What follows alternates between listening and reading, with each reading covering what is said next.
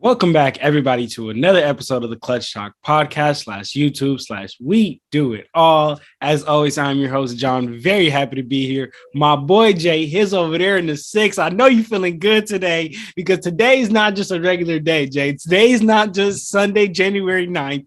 Today's a special day, Jay. So talk to me. How are you doing? It's Klay Day. It's Klay Day, brother. It's Klay Day. Hey, no, first of all, Jay, good to see you back. Glad to be back. But yeah, no, it's a big day. Just for me in terms of sports in general. Got my Raiders must-win game against the Chargers coming up here this afternoon. We'll find out the results, I guess, when you're listening to this now. But yeah, no, Klay Thompson, that guy is back. Jay, the Splash Brother has returned. Nearly 2 years and some change. He's finally back tonight against the Cavs. Man, I'm so excited to see him back there on the floor just because we've seen the work that he's been putting in to get to this point. So man, I can't wait. I still got to believe it when I see it though, because it's been so long. It's gonna be like seeing like a ghost out there, bro. But I'm happy to do it. Happy Man.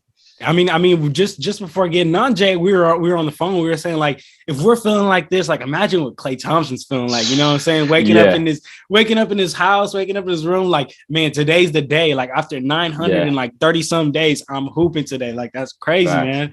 So shoot, man. So by the time you guys are hearing this, the game would have already been over. So go check out that game. Let us know how he performed. But right now, it's still early in the morning. The game hasn't started, but all right, Jay. Right. So we got a jam-packed episode to get into, Jay. We got the up or down report. We got the next 5 years. We got some games to talk about, and we got some other segments to get into. So you ready to talk about some hoop? Absolutely, as always. Let's do it, Jay. So let's start with the up or down report, like how we always do. And let's start with this statement, Jay. So we're seeing the Grizzlies right now on a 7-game winning streak. Are you up or down on them being able to extend that 7-game winning streak to a 10-game winning streak? Only 3 more games. I know they got the Lakers tonight on the road. I think that's gonna be tough. I know Dylan Brooks just went out last night against the Clippers. That's a huge loss for them, as well as Desmond Bane's been playing. You know, he's putting together an MIP type of season. Although people would say, you know, you're supposed to make that improvement in your second year. So I know voters are going to be hesitant on that front. But no, there's no question. Grizzlies are playing great. I know we were talking about Tyus Jones too, being a great backup. I mean, I think they're 11-2 now without Ja. So whenever he's out, they're still playing good or even better. But obviously, we've talked about this before. They're not a better team without Ja. But I think just with all those injuries and stuff going out, guys being out, especially Dylan Brooks, who's like their defensive catalyst, their stopper, the kind of the heart and soul, if you want to call it, of that team. I think it's going to be tough. And I think I could see it ending tonight against the Lakers, especially the way that they've been playing as of late, kind of getting other guys, that small LeBron center lineups. Guys are starting to pick up the performance. We know he's been putting in the work all season to this point. So I see it ending tonight against the Lakers. So I think I'm down on that. Okay. And you know, Jay, as you were talking, one thing that kind of like came to my mind, and it's probably such a good feeling for Taylor Jenkins. So can you imagine like having your best player out and not really having to worry, you know, having a solidified, solid point guard there? Like you just said, they're 11-2 without their best player on the team. That's got to be a great feeling as a coach, man. I just kind of wanted to throw that out there. Oh, yeah. And also Taylor Jenkins is in health and safety protocols. That actually adds another factor and another barrier for why, like, obviously, the players play the coach's coach, but still having your head, the general out, that's a big loss. And I think they're going to feel it tonight, and they won't be able to extend that to 8. So absolutely another added thing I think I add on that. I'm right there with you, Jay. I'm down on that, man. So let's keep it pushing, Jay. So after this week of this January 9th, Curry fell to the 5th spot in the Kia MVP ladder. Right now, this week he had 11. This week he had 11 points, 19% from the field, 11% from 3. Definitely a down week. We talked about it on the last pod. He's gonna get up. He's gonna get out from it. I think it's more of that anticipation for Klay Thompson to come back. So many things are just in the waiting saga that maybe he got lost a little bit of focus. But Jay, are you up or down on Curry finishing in the top 3? Because right now, Giannis, KD, and Jokic are putting on a very, very impressive performance. Giannis took first place. Right now, Giannis is sitting in first, KD sitting in second, and Jokic is sitting in third. So are you confident and are you up or down on the fact that Curry will finish in the top 3 or he will not finish in top 3?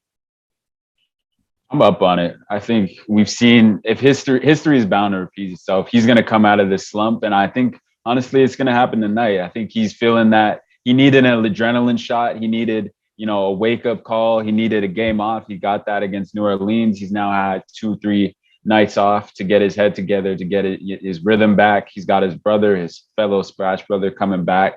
And I think it's all the things coming together, like we had mentioned. I think it's only bound to change at some point. He's bound to break out, and when he does, it's gonna be like big boom. Like he's ready, he's back. 2-time. I believe in the dude, and I think when he comes back, it's gonna be nuclear. And I think tonight is the night that he kind of breaks out of the slump and starts seeing the basketball that we've expected him for 13 years, and no reason for me to believe he's not going to start getting his shit together and then be back in the top 3 at some point. Not ready to say he's going to win it because, like you said, those other guys are putting together great seasons. KD's, in my opinion, top right now, ahead of Jokic and Embiid. But the same case could be if anyone made that argument that they should be first. I could see why too. So he should fit for a reason, but I see him getting the top 3 to answer your question. I'm up on that at the end of the season. Yeah, I'm right there with you, Jad. I know right now he had a little bit of a slumpish of a week, but by the end of the season, when the season ends, I'm definitely up on him being in the top 3, only because Jokic, he's having a great season, but I feel like you have to take the team's record into account. And when you look, and the Nuggets are doing great with what they've been handed with the cards that they've been dealt. But I think that when you look at the end of the season, when all sits and you're looking at the standings and the Warriors are at the top 2 or 3, at the top 2 or 3 seeds in the West, with potentially the top 2 or 3 record in the league, and Curry having that kind of playing style and that type of dominance and a type of influence on the game, I think that he'll definitely be sitting at that top 3. So, all right, Jay, let's keep it pushing. Since we're on the Warriors, we got to talk about the Klay Day return. Are you up or down on Klay Thompson scoring more than 20 points today, Jay? Ooh, on his return. Shoot, I'm up on it, man. I think it'll be just around 20 though. I don't think it's going to be a nuclear night from him. There's obviously just going to be that rhythm, all that adrenaline. We might see a few bad misses early, honestly. Like there's a chance we see that, because just natural energy, natural flow of being back from all that time, even if he's hitting shots and practice and things, it's just different. It's just a different type of energy in games. That's why you have practice players, guys who are good in practice, guys who are good in scrimmages, and then there's game time players. I'm not saying Klay is definitely the game day player of all time. You know what I mean? But I know what you're saying. I think just on that night, tonight, I think he's going to feel that energy and get it going. Even if he's probably playing only 18, 20, I think he's going to go 20. He's going to at least get hit 20 mark tonight. So I'm up on it. Okay. You feel. I'm gonna go the other way, only because I don't know how much of a minutes restriction he'll be on, and I don't know how much Kerr's gonna want to put that weight on him. I mean, if he wanted to, we've seen him; he can go for 60, 50, whatever. But I don't think that that's what the Warriors need from him. They don't even want to put that kind of pressure on him. A couple episodes, we even talked about the importance of having Andrew Wiggins, because, if Klay Thompson gets out there and he's just not feeling 100%. Simply just take him out. You don't need to rush anything. You're the number 1 seed, and put Andrew Wiggins in, man. So I'm down on the 20, but I think it's more because that's not what the Warriors need from him, and they don't really want that. They just want him to ease back into that game shape, man. But I also think, and also just to add to that one more thing, I also think they're going to be running a lot of plays for him when he's in. So just to get him in rhythm, and they're going to be really like Steph, Draymond, those guys are really going to be looking to integrate him into the offense, get him some easy looks to start. So that's why I'm up on it as well. But I could see the flip side of that as well. Absolutely. I could see the flip side of him scoring like 15, 18 at the same time. But just out of the fan in me, I want to see him 20. But realistically, I also do believe he will get, right at that 20 mark. So okay, all right, Jay. Well, yeah. it's gonna be. I mean, if he gets going early, there ain't no telling. Because if he gets going early, ain't like off those elevator screens and off those down screens. If he gets going early, ain't no telling, man. So I hear you, Jay. I'm right there with you. Oh, absolutely. All right, brother. So let's move to our next statement. Jay, so the Bulls have moved to the number 1 seed in the East. Are you up or down that they will be able to finish there at the end of the season? Will they be there, Jay? Oh man, the Bulls are rolling. The Bulls are rolling. I know you're happy about that, but I'm gonna go with down on that. I'm just too. We know it. I kept the Slim Reaper, man. You know who he is. Easy money sniper. You know who he is. I believe in them too much. They're gonna get it going. They're gonna get it rolling, even when they get all those 3 guys just playing at the level they can.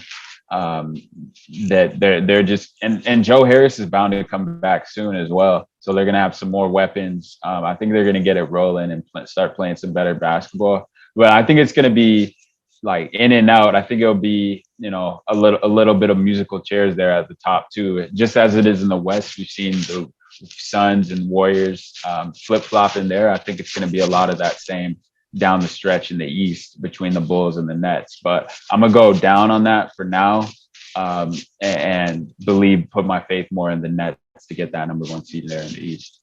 Okay. I like that. As I originally predicted. As he originally predicted. Okay. Just throw it out there. You know what I'm saying? Go check out the West and East prediction episodes. If you want to hear Jay's predictions, go check that out, man. But all right, Jay, I hear you, man. I'm right there with you. Honestly, I'm going with a little bit more glasses half full rather than glasses half empty, man. I'm loving the Bulls. I've been like in the Eastern Conference prediction episode, I had the Bulls sitting at the 4th seed, not the number 1 seed. So I'm not gonna lie to say that I definitely knew they'd be good, not this good. So I'm gonna keep riding high in the Bulls like I have all season and go up, man. I think they'll be able to finish in that number 1 seed. But Jay, one thing I want to add just real quick on the Bulls, all this talk is going on about Christian Wood and about getting him out of there. Hey, I think Christian Wood has a perfect spot on the Bulls roster, and the Bulls slipped up letting DeMarcus Cousins walk too. Just want to let them know that because they could have had a defensive big, but they let him go to the Nuggets. That's just a mistake in my opinion. You think he's defensively sound though? Like sound better than for the Bulls? Better than Vooch. Better than Vooch? Yeah, I'll say he's better than Vooch, but I still have. If he switched out on a perimeter, he's cooking. Yeah, he's still definitely still so taking Vooch. But so is Vooch. So. Exactly. Yeah. I mean, in my opinion, it was just like let's get two bodies there. And just another big body is better than just having one, man. But all right, Jay. Well, I mean, the Bulls slipped up. I mean, maybe they could still get on Christian Wood, but. Who knows? All right, Jason, let's get into this last up or down statement. This one is good. I'm really excited to get your opinion on this one. This one has a lot to do with your second team, Jay. So the 76ers right now, okay, Jay, they are sitting in the 5th seed at 22-16. The Cavaliers, your second team, are at 22-17 in the 6th seed. So are you up or down that the Sixers will be able to finish above the 6th seed? Now, let me list to you. Again, 5th seed is 76ers, 6th seed is Cavaliers, 7th seed is the Toronto Raptors. So only one of those teams are going to be able to finish above that sixth seed. So who do you got, Jay? That's tough. Rico. That's who I got. I got the Toronto Raptors. I got the Toronto Raptors slipping in at the 6th seed. As I originally predicted on when we had Oko on way back in the Raptors preview, but then for some reason I took them all the way back to the 13th seed, which I now, accept that I was wrong on that because they're playing better basketball. They found that small ball works. They found that style of play, kind of unorthodox style. I think defensively they're so sound. We're starting to see what they can get. do when they got the full roster healthy. We've seen, Scotty Barnes being a lot more than they asked for with that fourth pick. And he's really showing his versatility. Pascal Siakam's understanding his role, shining in that. Gary Trent Jr. is playing great basketball as well. And then OG Anunoby, in my opinion, was on an all-star trajectory before his injury. And then Federico Van Vliet, of course, the captain, the guy playing at an all-star level, should be an all-star. And I think that mold, led by Nick Nurse as well, I think that is going to catapult them to the 6th seed. They're already on a 5-game winning streak, and I think it's going to continue because they're playing at a high level and playing with a lot of confidence right now. So I got them.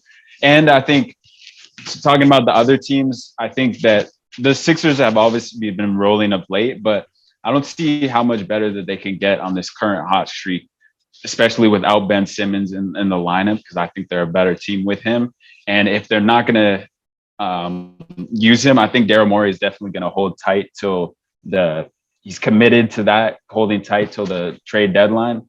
And if they don't make a move by then, I just really don't see the Sixers being able to get any better. I think they're just going to be stagnant and they're not going to be able to hold that 6th seed. I think the Raptors are better, currently constructed with those rosters and Ben Simmons out. I think the Raptors have more options and I have more trust in them. And then I think the Ricky Rubio being out for the Cavs, I think that really hurts them. And added that was another threat and another playmaker they had alongside Darius Garland, and as well when he was on the floor. So that's why I got the Raps in front of them. Yeah, that was definitely a great reason as to why you're taking the Raps. And to be real with you, Jay, I was realistically gonna go with the 76ers, and that's because more I'm on the back of Joel Embiid. But I really like that point you make of talking about they don't really have anywhere higher to go. Yes, they can keep going on this win streak, but how much are you going to depend on Joel Embiid to be there? Right. You know what I'm saying? Every game through injuries. And if he's not there, you can call that win streak over. It's over. Yeah. It's over for that win streak. I like Andre Drummond. I like Tobias Harris. I like Seth, but they're not going to be able to get the job done. So, and the Cavs, realistically, as unfortunate as it is, as much as I wanted to see them make the playoffs, I think that now replacing Rondo with Ricky Rubio isn't necessarily going to be the same Ricky Rubio that you were getting. You were getting a career high Ricky Rubio. You were getting Ricky Rubio playing at the best of his career levels, and I think that hit's definitely going to hit him down. So I'm right there with you, Jay. I think the Raptors are going to be able to pull it out. They got they got the full team. They got Frederico. So right. And to add just one more to that point, I think just the Cavs are just missing something. I think they just got too many just even keel, just neutral guys in terms of just personality and bravado. They need kind of like a PJ Tucker, a dog guy. And how they go about adding that, I don't know, but that's something they need to address.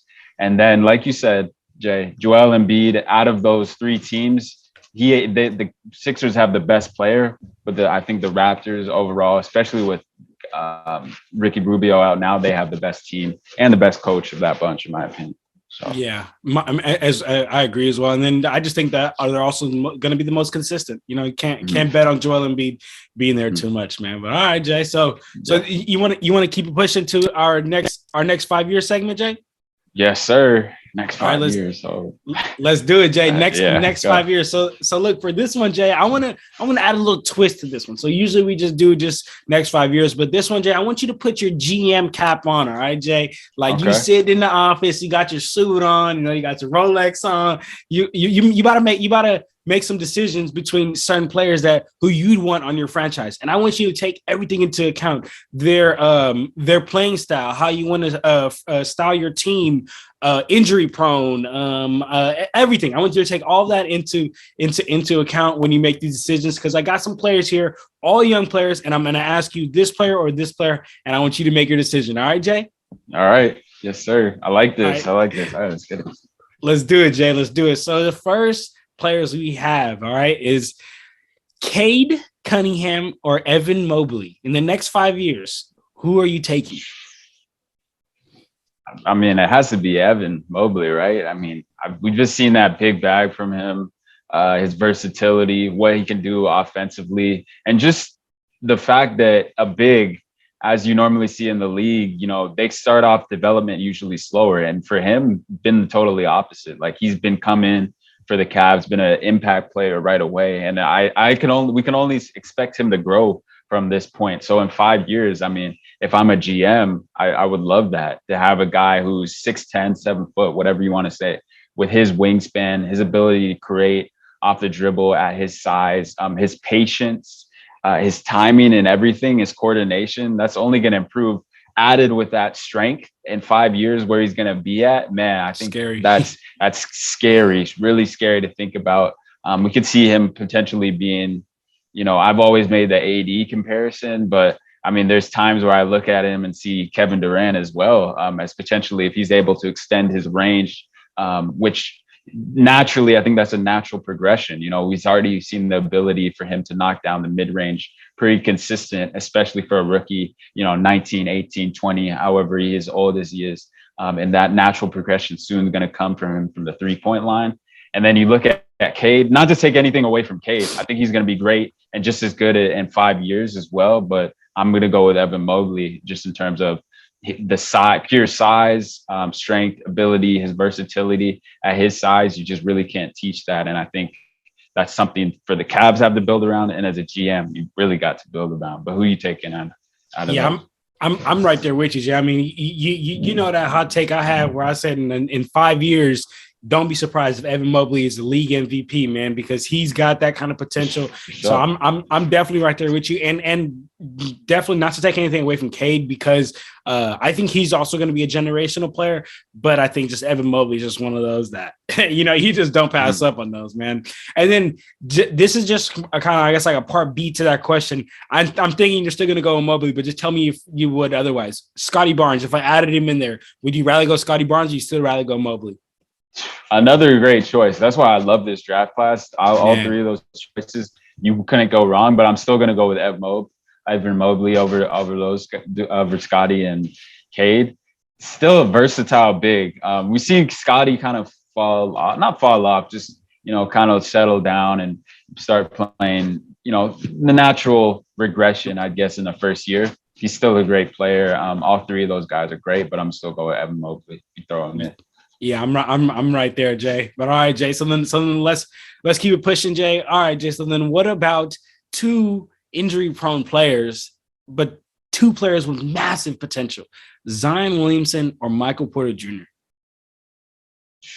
That's a tough one, Jay. That's a tough one. Both high risk. Both risk. Man. In 5 years, I guess it's just with their current health. With their current health. I would just go with Zion purely because, number one, he's produced like his dominance when he's healthy. I believe in more. We saw that Michael Porter Jr. We'll just say at the beginning of the season, he had more attention on him defensively. He kind of wasn't getting the same looks. His efficiency wasn't the same that it was when last year, Jamal Murray went out in those playoffs. He was coming off those screens, banging them, not like bang, bang, off the screens, full sprints and getting better looks. The defense kind of adjusted that in the beginning of the season, and we saw his efficiency kind of drop down. And if he's able to, develop other parts of his game, namely his ball hand, creating off the dribble and being able to adapt what the defense throws at him, I think that'll be huge for him. But I've seen from Zion that, he's able to just take over the game with his dominance, similar to like a Giannis type. Obviously, both are question marks, but I'm also more worried about a back injury and, multiple back injuries for Michael Porter Jr. if I'm a GM in that sense. Obviously, a foot injury, especially for a size guy of Zion, is concerning as well. But I know that he has a better chance of slimming down and being able to, work with trainers and somehow be in Portland, I guess, away from the team and working on that. And I believe with the proper diet and that sort of thing, that's more fixable, if you want to say, than back injuries, which may be chronic and, career ending, unfortunately. And I hope that's not the case for Michael Porter Jr., but I'd rather put my future and my trust in Zion being able to change his diet and his habits potentially in that sense. So I'm gonna go with Zion in that. Yeah, Both at risk. Both crazy risk. That's a tough crazy question. Risk. That's a See, yeah. when I typed that one up, I was like, Love damn, that is a tough question. But Jay, honestly, the way you think about it is literally the exact same way I think about it. Like both are huge high risk, and honestly, I really want to even touch both Zion, that's so big with a foot injury, and then MPJ. I mean, you need your back for practically everything you do in this life, especially sports. So, man, honestly, Jay, realistically, I would bet on Zion be able to make a full, healthy return, nutritious, just working with him working hard, and also kind of, getting a bit of luck. But that back, man, honestly, there was games early in the season where I seen MPJ just missing layups, missing dunks, can't even really go up for a shot straight up, can't run straight up because of your back. So I can't risk that, man. That's a little too much. It's very unfortunate to see for MPJ because he got paid too right before. He got paid, man. I hate, for both any sides of the party, man. Nuggets and for MPJ, just a tough situation there. Hopefully it solves itself, works out. Man. All right, Jay. So let's keep it pushing, Jay. I got a tough question to ask you. I know this is going to be hard for you, Jay. Would you rather take your boy Garland, or would you rather take that certified boy SGA? Man. Next 5 years. Next 5 years. I look at more of SGA as more of a combo kind of guard, maybe more of a two. And if I'm looking for a point guard of the future, I'm going with Darius Garland. I've seen more of him. I've obviously watched more Cavalier games and seen what he's able to do. And I've seen his growth just in terms of being a point guard, a true point guard, knowing that I like to see that progression as a point guard, knowing when the game starts, you get your other teammates involved, you get them going. And then, eventually when you need to get a bucket, as we've seen him do, he knows when to pick his spots better, and then keep his guys, hits Jared Allen with lobs, off the pick and roll. He's hitting Lauri Markkanen in the corner when he's drawn two, when his guys helping off strong side, and he's able to hit those guys. And he's constantly been a growth from his rookie year. He's battled injuries to last year. We saw a constant improvement, and into this year where he's got them like at the 7th seed right now in the East, or 7th or 6th seed, anyways, in the top 8 in the playoff discussion right now. So we've seen him. He's a proven winner to this point. Between the two, we haven't seen SGA on his own team. Obviously, before on the Clippers, he was winning, but that was, Chris Paul's team at the time. But him, SGA, on the Thunder, when it's really his team at this point, we haven't seen him win. So I'm going to go with Darius Garland in the next 5 years as being my point guard of the future and being the leading general. But who you got between the two? Man, honestly, at first I really did wanted to go SGA, but yesterday, I started to look at the numbers and started to really break it down. And you're right, Jay. Darius Garland, not only is he a better playmaker, but he's also more of an efficient scorer. He finds his teammates and sets his teammates up more easily. Darius Garland averaging 7.3 assists and Shea averaging 5 assists. And I honestly feel that Shea can get a bit of that Trae Young tunnel vision at time when he gets going, just kind of not looking to pass anyone, just looking to score every time. And that's great, but I don't think it's great when you're not doing it on high efficiency. And I think Darius Garland, like I said, he's constantly looking for the roll man. And that's huge in today's league. So I'm right there with you, Jay. I'm going to go Garland too over. He's the 2, right?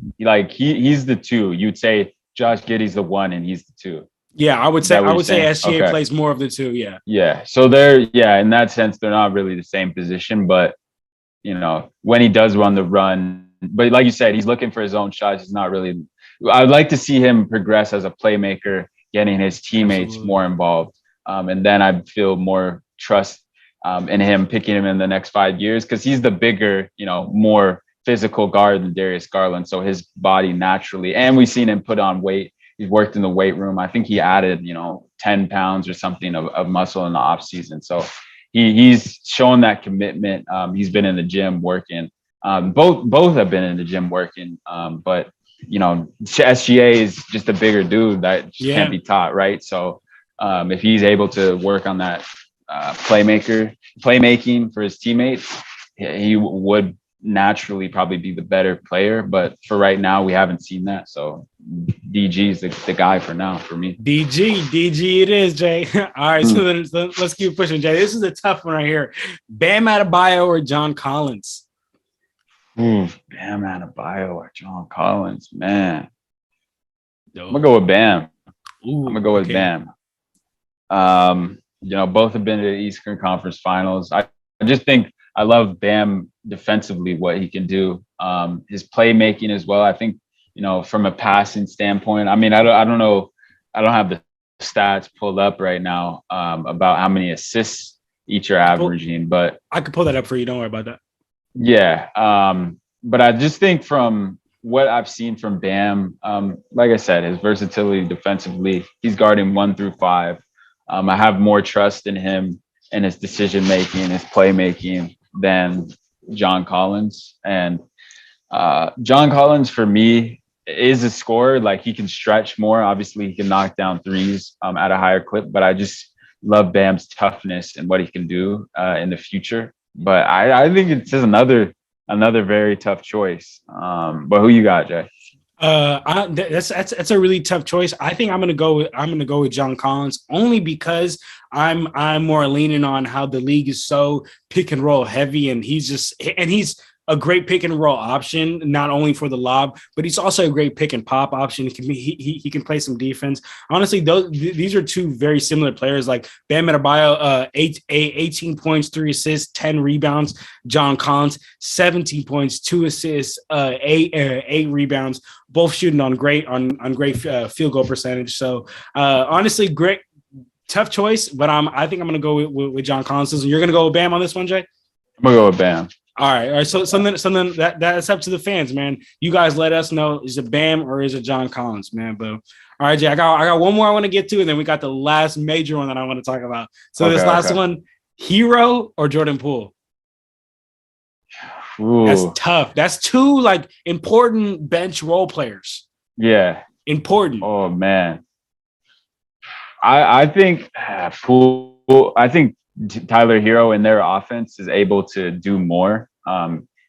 Miami allows him to do more. He kind of has that free reign to do what he wants off the bench. Poole is more, dictated by the offense, by the system the Warriors have in place, and he kind of has pick and choose his battles and when he can attack and things like that.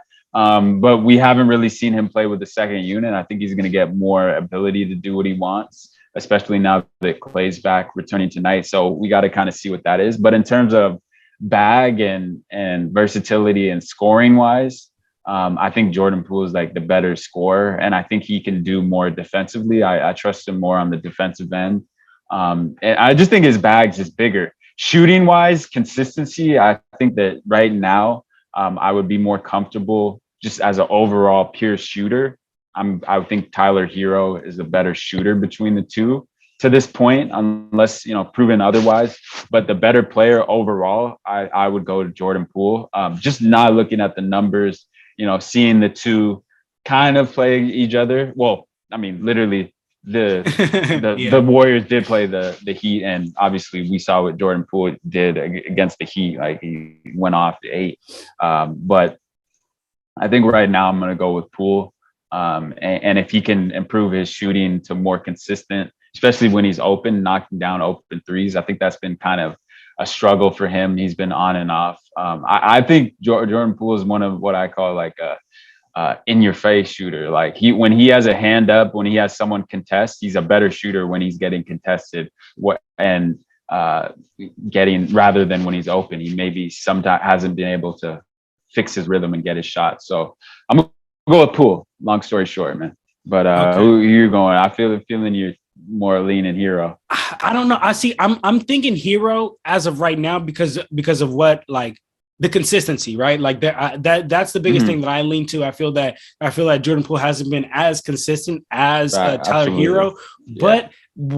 But I have to agree when we talk about the bag. I think that is this 5 years, Jay? But sorry to interrupt. Yeah, yes. This is 5 years. Okay, yeah, I'm definitely Poole for me. Yeah, but So when we're talking about the bag, when we're talking about what they currently can do, When they're at their best, yes, I agree. I'm taking Jordan Poole. I think offensively, he has a bit of a better bag, and he could be a bit better on defense. Tyler Hero always gets kind of like little Boyd out there. But Yusuf Nurkic. Yeah, Yusuf. The Bosnian beast, bro. He punched him hella hard, bro. Hey, he's lucky it was open fist, man, because he could have seriously done some damage if it was close. That's crazy. He smacked him, bro. He Yusuf was like, Nurkic is a big dude, man. Yeah, bro, that's crazy.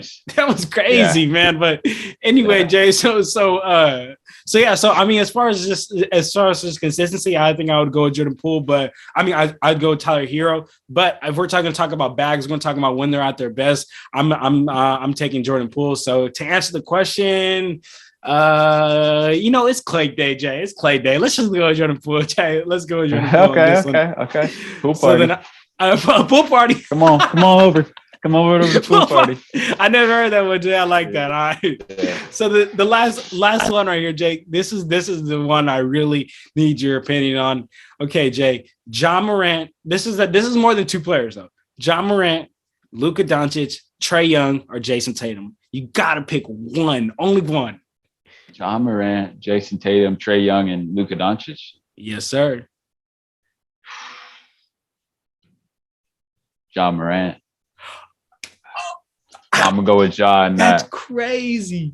You know what it is, Jay? Like I see a mentality, I see a grit, I see a grind, I see a Ja Morant. I think between out of all those guys want to win. I'm not sitting here debating that. We've seen all of them, besides Luka, all of them, but besides Luka and Ja have made it to the Western their conference finals, right? Yeah. So they all want to win, no question about that. They're the youngest stars in the league, but I think Ja, just in terms of what he can bring to the table, we've seen his passing ability has grown, his playmaking ability has grown. We saw him, there's questions about his shooting. We saw him shooting at a higher percentage this year from the 3-point line. His overall just confidence in his shot has improved. And I think defensively has been his biggest weakness.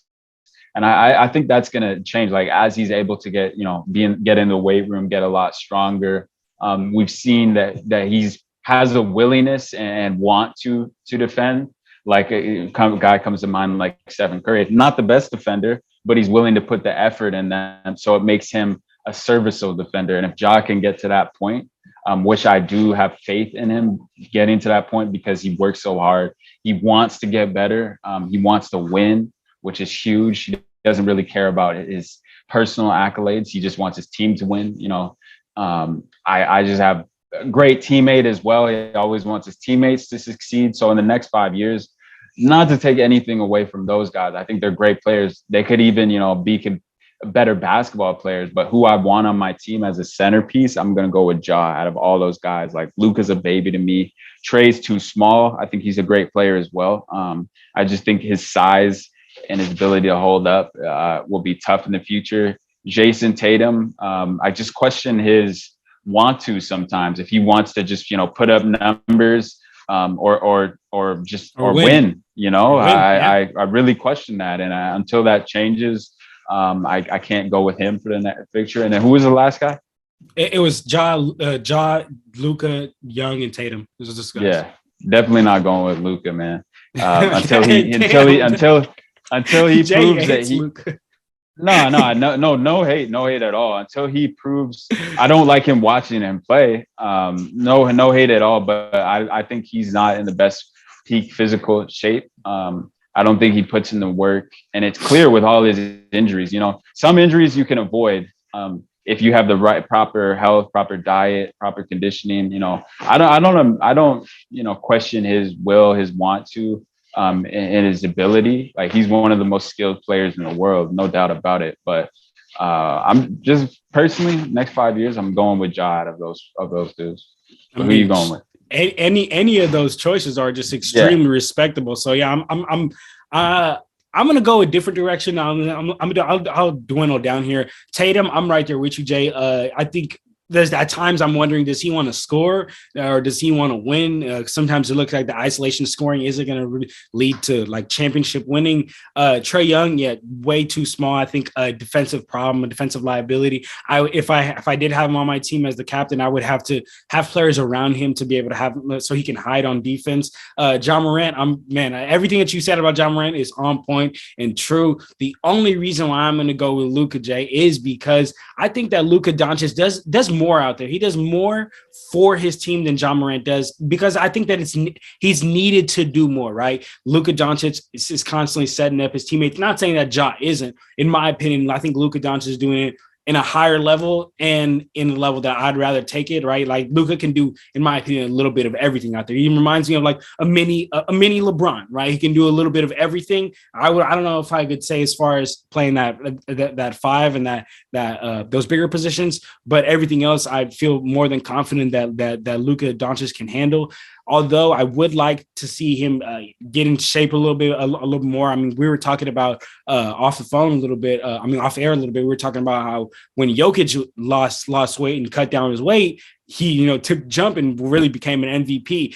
Who knows if that can happen for Luka or not? Because I think at this point, to be real with you, that's the only thing really holding Luka back. Because besides that, he's a smart player who does it all out there. So I'll go Luka, Jay. So for the fans, you guys got to let us know. Is it Luka? Is it Ja? Is it Young? Is it Tatum? Is it somebody else, man? So let us know, man. But all right, Jay. So now that was nice little 5-year segment. So you wanna keep pushing and kick it to the games, Jay? Yeah, let's do it.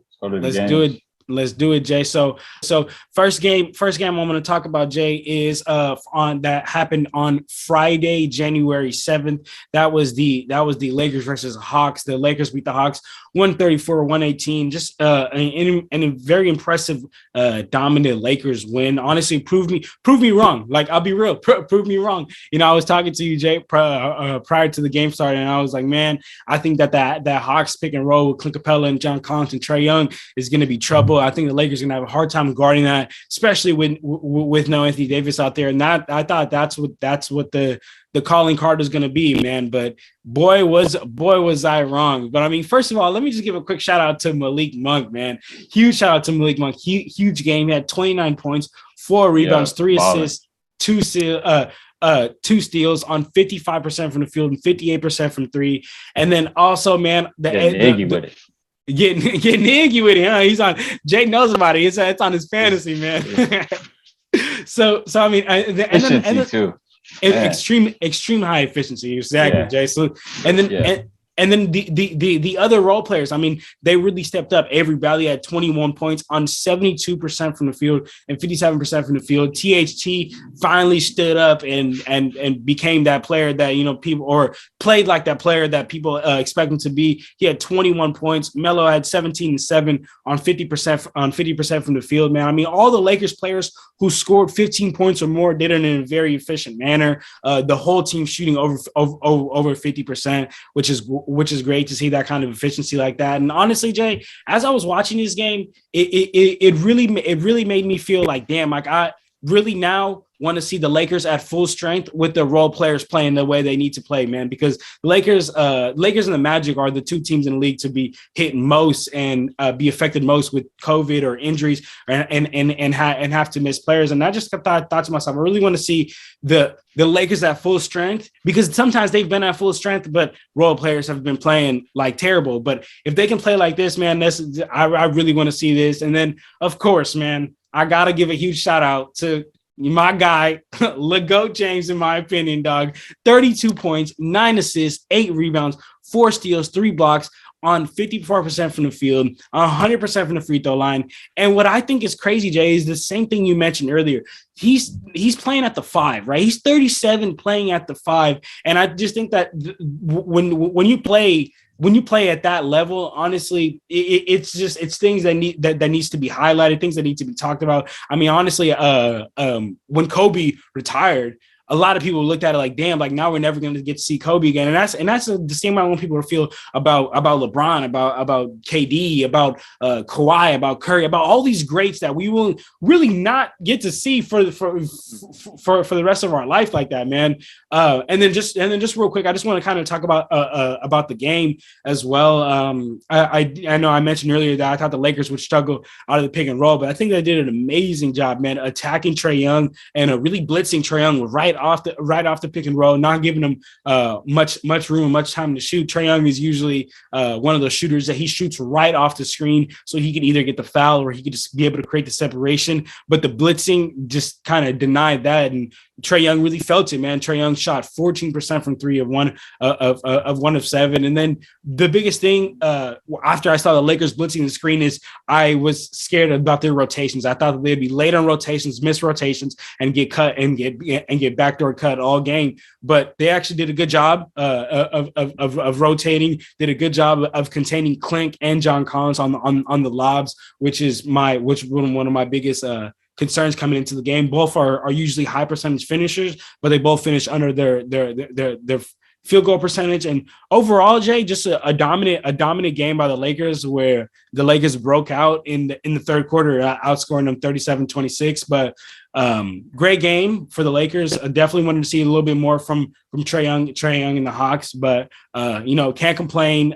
They proved me wrong. They got it done, and then now we got to see if they're going to be able to keep this role going with these role players. Because like when we talk about the Lakers, Jay, that consistency. If you do it one game, we just need to see it the next game, because they always like to do it one game, take a break, and then do it another game. Need to see it consistent. Sorry that was a long soliloquy, Jay, but that was how the Lakers game went. I don't know if you want to talk a little bit about that. No, that was beautiful. No, I think, yeah, I had chosen the Hawks to win that. I think, first of all, from the Hawks stand of things, you talked a lot about like the Lakers. From the Hawks side of things, man, I think they just need to figure out something, and it's figure out what they're going to do with Cam Reddish, with all those wings they got. I know they've been having guys in and out of the rotation. Guys have been injured. Guys have had COVID. So has every team. But I think they just really need to figure out what they're going to do. I mean, guys aren't getting the touches they want.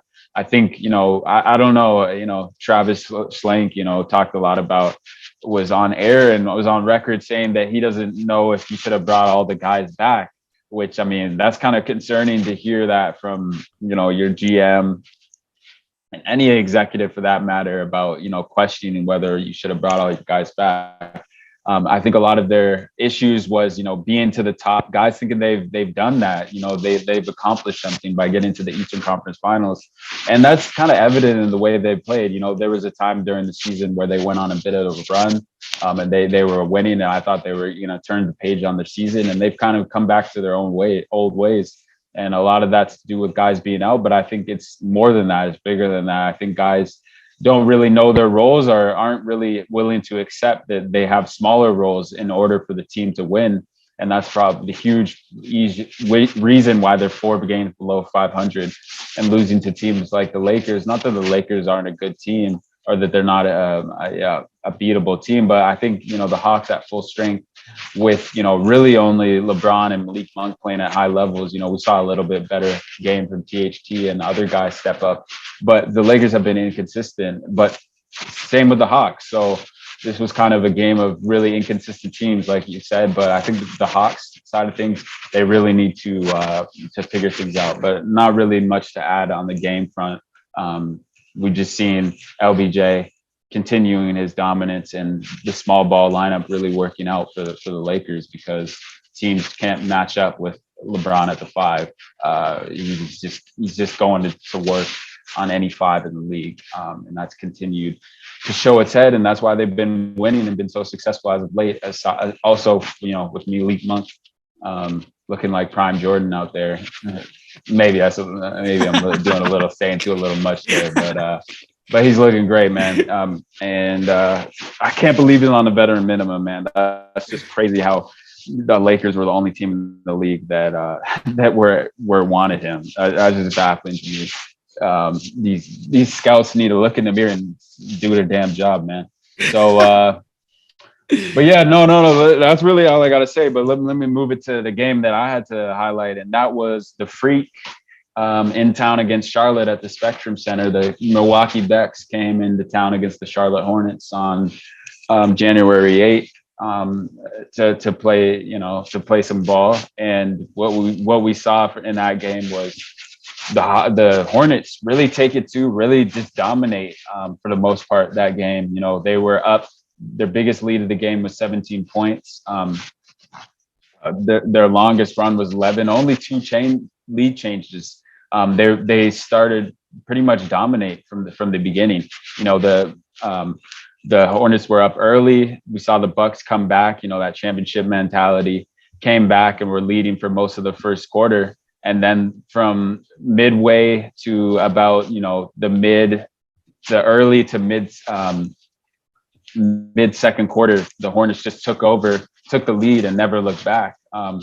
Towards the end, you know, the Hornets, you know, kind of relented, kind of eased up and let the Bucks get back into the game, but they're still able to win by 8 points in that game. A lot of the Bucks even being able to stay in the game at all, especially, you know, only shooting 38%, was because of the Freak putting up 43 points in this game, just dominating the game. The only reason really, you know, especially the Bucks were without their shooters, you know, and that was Pat Connaughton, that was Grayson Allen. Drew Holiday was extremely missed. And a reason he was hugely missed is they had no answer for Terry Rozier, putting up 28 points in that game, going for 10 from 20 from the field in that game.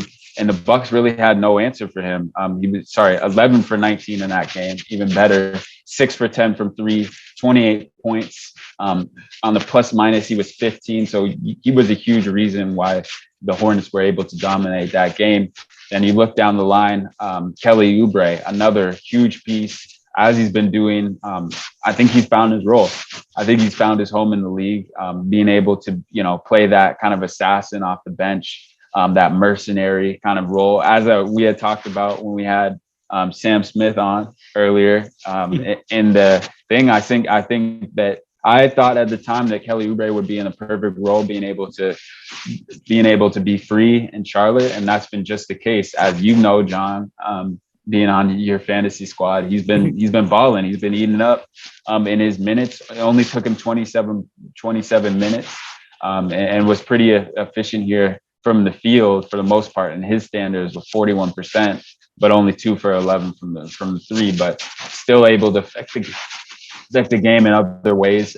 4 rebounds, 2 assists, 1 steal, 1 block. So that's what you love to see from your bench guys. Obviously, Miles Bridges playing great basketball as well. 9 for 16 from the field, 21 points, 8 rebounds, 3 assists, 1 steal, and other guys just stepping up for the Hornets, and that's why they were able to control the game in this one. And like I said, the shooting was a huge issue, and a lot of reasons why the Bucks really struggled on the road, not having their guys, their defensive stopper and Drew Holiday, and only really relying on Giannis and Chris Middleton in this one to keep them afloat, and it ended up not being enough. Absolutely, Jay. That was a great breakdown on the Jay on the game, brother. And honestly, I mean, I don't have much to add because you broke it down so much. The only thing I want to talk about is just real quick, like, you know, every time that Giannis can shoot 50% from the three, like, even in a loss, honestly, that has to be something that you're happy about, and you're gonna take it. You know, you're gonna take it because if he can do that, play with that kind of efficiency from the 3-point line, I mean, you know what he's bringing to you when he drives to the hoop, man. So I think that's great. But I think that the Bucks need a little bit more from others than just 27 Chris Middleton, 43 Giannis. I mean, Bobby Portis 19, but the next person to score as much was Wesley Matthews with 9, and then Jordan Nwora with 3. So and like everybody else there, you know, didn't really contribute. So I think the Bucks are gonna need a lot more contributes from the other players, especially because when the playoffs rolls around, you can't just be relying on the semi big three and Bobby Portis, Giannis, and Chris Middleton, man. So overall, great game breakdown, Jay. Just wanted to just give a huge ups to Giannis because I don't know, man. I mean, I feel like you can look at this both ways, like this whole non-shooting situation. Like you can be like Ben Simmons and just start crying that people are getting mad at you and not work on your shot, or you can be like Giannis Antetokounmpo, who also couldn't shoot, who also used to get ridiculed, who the fans also used to count down to at the free throw line, and now all he did is put all that to the side, put all that noise out the way, got in the gym, worked on his free throw, worked on his threes, and now he's a decent shooter, man. So I don't know. I just Ben Simmons just pisses me off all the time, but just a little lesson to Ben Simmons, like, dog, just shut up, stop crying, and getting in the gym, man. But so. All right, Jay. All right. So then, Jay, just real quick, then let me talk about a game that we saw yesterday, and that was the Suns versus the Heat. We saw the Heat beat the Suns 123-100, man, on the back of Miami's two finest white boys, and Tyler Hero and Duncan Robinson. Tyler Hero scored 33 points on 5 rebounds, three steals, and shot 60% from the field, 75% from the 3-point line. And Duncan Robinson, 27 points, 52% from the field, and 50% from 3. He went 8 of 16 from the 3, which is beautiful. Jay, before we talk about anything, I freaking dropped Duncan Robinson in the morning before this game, Jay. I cannot believe it. I dropped Duncan. That was a mistake, man. But whatever. You win some, you lose some. But it's just as far as to talk about the game real quick. I mean, first the Heat. First of all, the Heat controlled the game the entire time with only 3 lead changes. And the first thing I noticed was honestly the beautiful ball movement by the Heat. I swear, Jay, every single time down court, it was 3 to 5 touches and a designed play that Eric Spoelstra draw it up for the Heat to be able to find the open man. And that offense was led by Kyle Lowry, man, with 14 points. 13 assists, shot 50% both from the field and from the 3-point line. And honestly, he was the reason that Tyler Hero was able to score 33 points because of the attraction that Kyle Lowry demands as a shooter because of his playmaking ability. And honestly, I know we've said this so many times, Jay, but like Kyle Lowry was just the best pickup the Heat have had in since they've picked up LeBron and D Wade and Chris Bosh, because that was just the what they need, man. I mean, Tyler Hero last year, he definitely struggled a bit, and it seemed like the reason why he was struggling is because he had to be the shot maker, shot creator, but he also had to be the playmaker and create a play. But now that you have a guy like Kyle Lowry there to set you up and play make, Tyler Hero can focus on just scoring, and that's really what he did. I mean, he took control of this game in the second quarter by him scoring 14 points alone, and then Duncan Robinson scoring 12 points alone, and that's really where the game kind of got got blown open, man. But I don't want to just sit here and just say that the Suns made a mistake, because the Suns did I don't know why start running a zone in the second quarter, and that's when Tyler Hero and Duncan Robinson just made them pay. So I don't want to just take away all the credit away from the Heat by saying that the Suns messed up by playing the zone, because the Heat were definitely playing hard, man, winning all 50-50 balls. The Heat got 21 second chance points versus the Suns 6 second chance points. So it was just, the Heat were playing with that next man up mentality. They shot 50% from the 3-point line as a team. So again, still don't know why the Suns were looking to play into that zone. But at the end of the day, man, the Suns definitely, not the Suns, the Heat earned themselves to win this game by just keeping the pressure on the Suns the whole game. Shout out Devin Booker though, man, because he definitely did have a good game, a big bounce back game after that terrible game that he had the other day. He had 26 points, shot 33% from the field, 100% from the free throw line, and went to the free throw line 13 times. You definitely like to see that from those guards, because it just shows that they're being aggressive. They're playing downhill. But at the end of the day, Jay, the biggest downfall was that zone, was DeAndre Ayton only having 12 points, 8 rebounds, especially against a Bam Adebayo list Miami Heat, and then Cam Payne. I said Cam Adebayo, and then Cam Payne, just another horrendous performance. 8 points on 23% from the field, 3 of 13. He went 3 of 13 13 from the field. That's, in my opinion, Jay. Like I like campaign, but that's too many shots. That's 5 more shots than Chris Paul. Chris Paul, the first ballot Hall of Famer, took. I don't think that campaign should ever be getting more shots than Chris Paul, especially in a game where you're trying to come back. So overall, man, dominant performance from the Heat. They outplayed them, they outmanned them, and the Suns need to start stepping up, man. Because if the Suns are going to play like this, they got a rude awakening come playoff series, man. Facts. Yeah, no, I agree. Like nothing really to add to that. I think the Heat just flexing their depth as usual. Nothing new to here to see. Getting guys involved, getting guys in the right spots, and we just see they're more and more that their offensive weapons, even despite having Bam and Jimmy out, their 2 best guys. So that's pretty scary for the East. Honestly, I would not want to see the Heat in a 7-game series in the playoffs because they're going to be a really hard team to beat, especially adding the guys that they did, even with the guys that they have out, and knowing that they're going to be getting those guys back at some point. Man, very scary, especially led by a guy like Eric Spoelstra, one of the best coaches in the league for a reason, because he knows how to get guys in the right spots to win.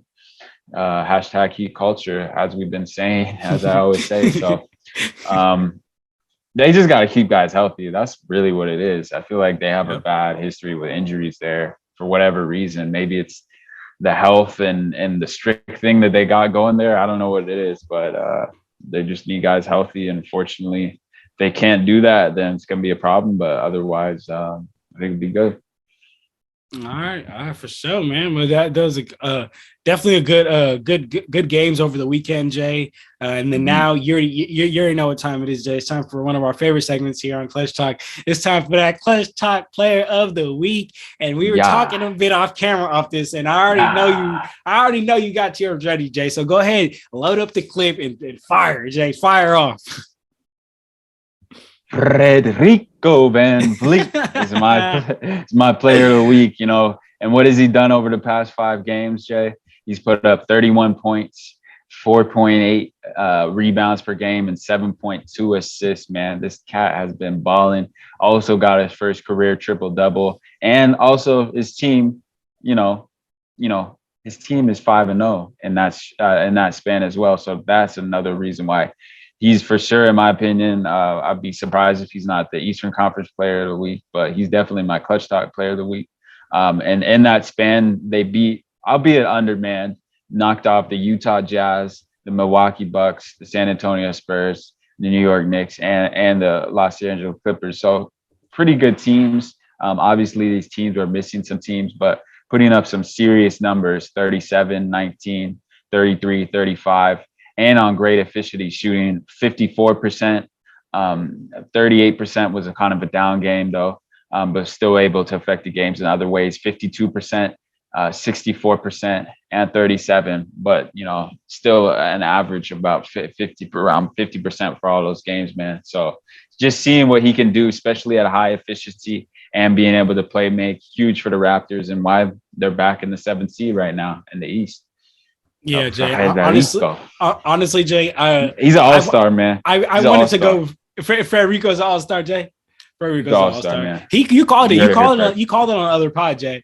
You called it, man. And then and to be real with you, with a week like that, I want to make that my Clutch Talk Player of the Week. But Jay, I'm gonna go in a different direction just so the fans get a little variation of everything. I'm gonna go with John Morant, man. John Morant to 27 in the last 10 games, 27 points, 6 assists, 6 rebounds, shooting 48% from 3, shooting 52% from the field. And right now the Grizzlies are on a 7-game winning streak. They're rolling, man. And I think that John Morant is really the catalyst of that team. He's kind of like actually, no, I'm not even gonna say that because I was gonna say he's what AD is to the Lakers, because, you know, when AD goes, the Lakers goes. But then, like you said, though, the Grizzlies are 11-2 without John Morant. They can go without him as well. Not saying they need to go with. Not saying they're better without him. But I'm just saying that they can go without him. So John Morant is my Player of the Week, man. So, are you ready to talk about the games from Monday and make your predictions, Jake?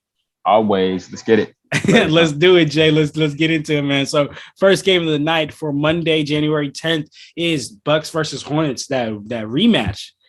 Bucks versus Hornets. I got the Bucks back in this one, man. I think they're gonna come back ready to play, and I'm assuming it's in Milwaukee too because they just played in Charlotte. And I think they got their number. Gonna make some adjustments in that one and be ready to go. And they're not gonna shoot 38% from the field, and I think that's gonna be another reason why they're able to take that one at home.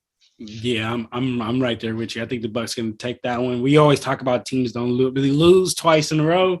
Then let's keep pushing. Next game is the Utah Jazz versus the Pistons. The Utah Jazz versus the Pistons. Got the Utah Jazz in that. The Utah Jazz in that too. Not much else to say in that. The Pistons are 8-30. That's crazy, dog. Yeah. The Pacers versus the Celtics.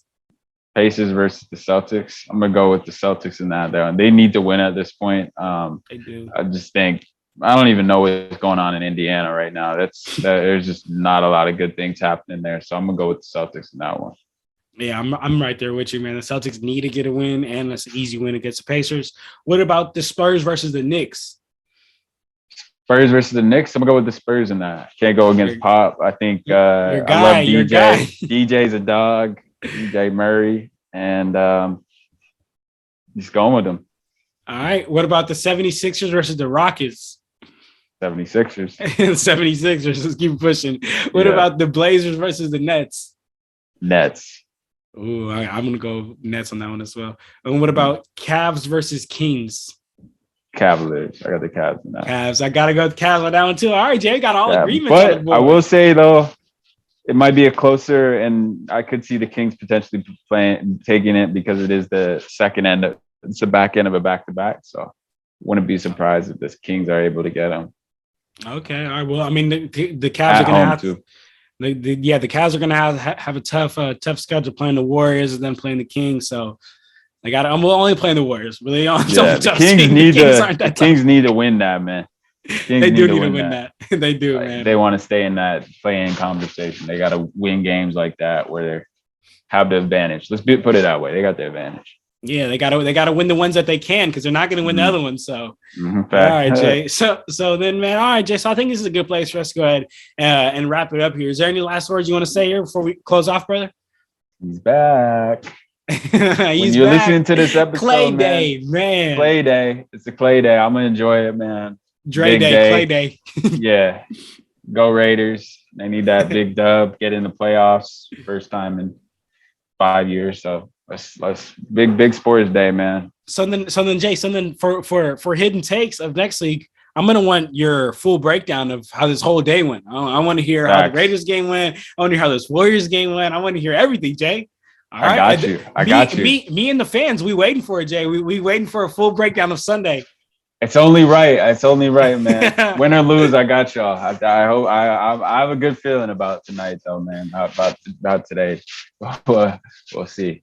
We'll see, man. But all right, man. Well, for all the fans, don't forget to like, comment, subscribe, man. Don't forget to follow us on our Instagram, our TikTok, our Twitter. It's right here and in the description down below. And for all you guys that are listening on the podcast, it's at Clutch Talk Pod. Again, that's at Clutch Talk Pod. Get at us on there, man. We got a lot of fun interactive polls. That's where we talk about our episode updates. That's where we just talk about everything, man. Channel updates and everything. But man, Jay, we got a good slate of games coming up. It's Klay Day today. I'm excited to see Klay come back, and I'm excited to see the Raiders win, man. So, brother, I hope you have a blessed day today. Hope all the fans have a blessed day. And besides that, man, ain't nothing much else to be said, right, brother? Yes, sir. So that's it, man. We out of here, y'all. Clutch Talk out.